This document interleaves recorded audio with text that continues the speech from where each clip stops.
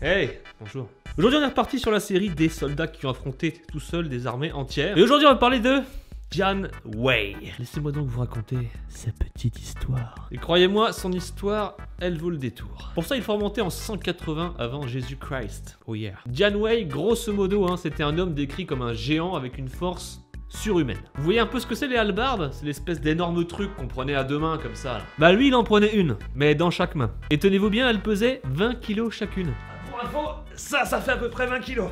Bon, je peux le tenir à une main, tu vois, faire des trucs avec. Voilà.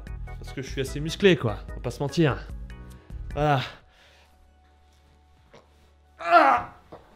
Mais entre ça et en avoir une dans chaque main, faire des tourbillons avec et taper des gars, j'irai pas jusque là. Bref, entre 191 et 192, Jian Wei rejoint l'armée d'un certain Zhang Miao. Et il est alors enrôlé comme soldat. C'est justement là qu'il se fera remarquer en arrivant à soulever une énorme bannière que 5 soldats n'étaient pas arrivés à soulever. Il rejoindra ensuite l'armée de Xiahou Dun. C'était un général qui servait le seigneur de guerre Cao Cao. Si on le lit très vite, ça fait cacao.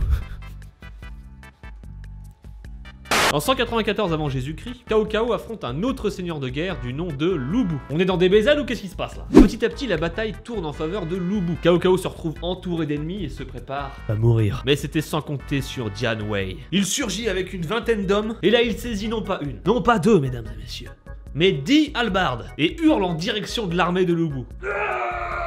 Ouais, ça devait être un peu plus impressionnant que ça, mais... Et là, tenez-vous bien, aucun ennemi ne parviendra à passer. L'armée de Cao Cao parvient à renverser la tendance, et Lu Bu, qui se voyait gagner, doit battre en retraite. Cao Cao promut alors Jian Wei au rang de lieutenant.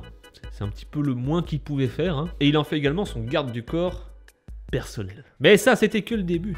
Eh oui. Au printemps 197, Cao Cao conquiert la province de Jing face à un autre seigneur de guerre, Zhang Xiu. Non, celui-là ça va. Bon là ça se passe un petit peu mieux pour Cao Cao, Zhang Xiu finit par abandonner et lâcher les armes. Cao Cao qui aimait alors bien bouffer, il se dit bah tiens, pour fêter ça on va organiser un énorme banquet. Sauf que le Cao Cao il aimait bien titiller un petit peu ses ennemis, et visiblement un petit peu trop. Et il décide de s'approprier une des femmes présentes dans la salle. Sauf que cette femme, c'était la tante de Zhang Xiu. Forcément Zhang Xiu, ça le fout un petit peu en rogne, normal quoi. D'autant que Cao Cao il s'arrête pas là, et il donne carrément de l'or à un des gardes personnels de Zhang Xiu. Bon là pour Zhang Xiu c'est l'affront de trop. Résultat, quelques jours plus tard, Zhang Xiu décide de se rebeller et lance une attaque surprise sur le camp de Cao Cao. L'armée de Cao Cao, qui s'attendait pas du tout à ça, se trouve complètement dépassée. Et du coup, comme à chaque fois dans ces cas-là, le général prend les armes et va aider ses hommes dans la bataille. Non, je déconne, en fait il se fait la malle. Jian Wei lui par contre...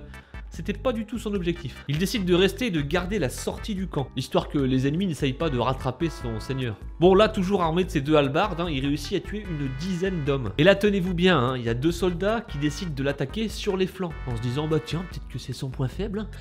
Sauf que Jian Wei, il les chope et il les tue en les écrasant. Mais pas en mode je t'éclate ta tête par terre, non, en les écrasant sous ses bras. Et à mon avis, sous les bras de Jian Wei, ça devait pas se sentir la rose. Du coup, en voyant ça, les autres soldats de Zhang Xiu, ils osent plus trop avancer, un peu compréhensible en même temps. Mais malheureusement pour eux, Jian Wei décide alors de foncer sur eux. Ouais, si les mecs viennent pas à toi, il faut aller les chercher, normal. Et là encore, après sa charge, il tuera une dizaine d'hommes. Bon, après tout ça, je vous rassure, il était pas très en forme le Jian Wei. Blessé par une quarantaine de coups, il fera une dernière charge et mourra. Très proche de lui, quand Cao Cao apprendra sa mort, il le pleurera comme un parent. Et son enterrement sera digne des plus grands généraux.